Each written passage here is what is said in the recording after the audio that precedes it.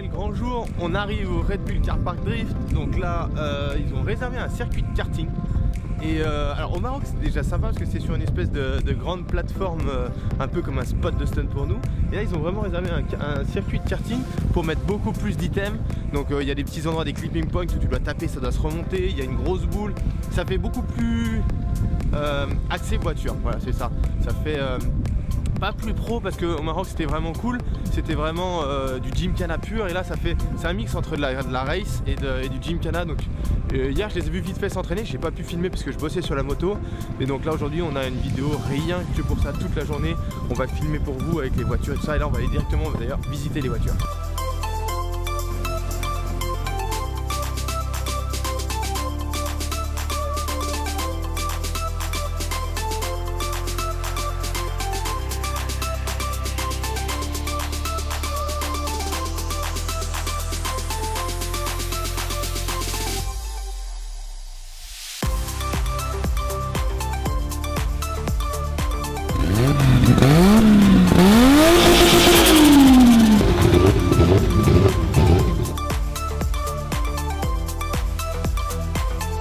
Allez, je profite de 2-3 petites minutes, un petit peu de calme avant que moi j'aille attaquer mon show pour vous expliquer le jugement. J'ai une petite feuille de pompe, c'est pour ça que je vais commencer à regarder toujours en bas.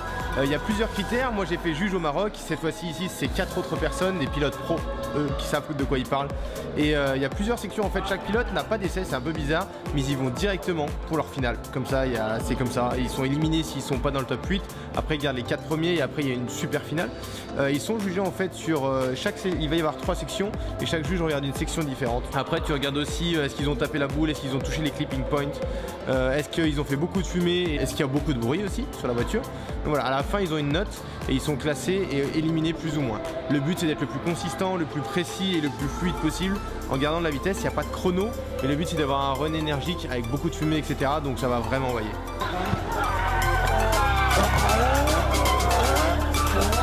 Wow.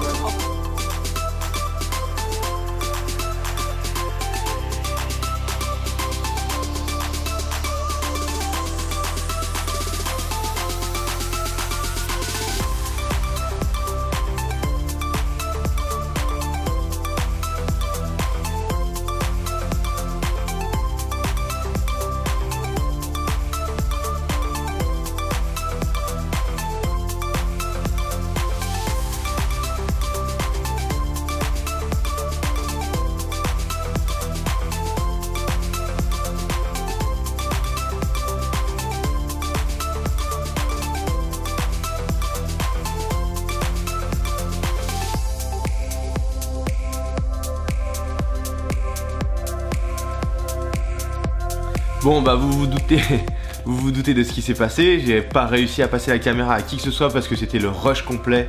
Donc j'ai pas une seule vidéo avec la 1290, mais c'était cool.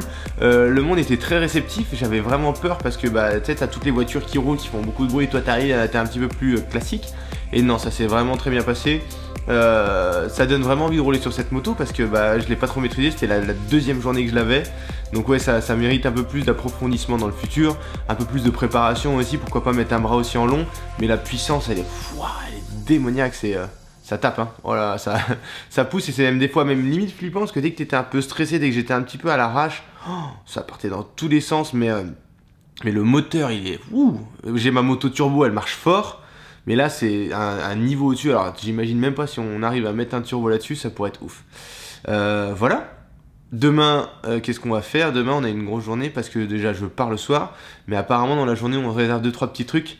Donc tac, je refais une vidéo là-dessus aussi. Salut!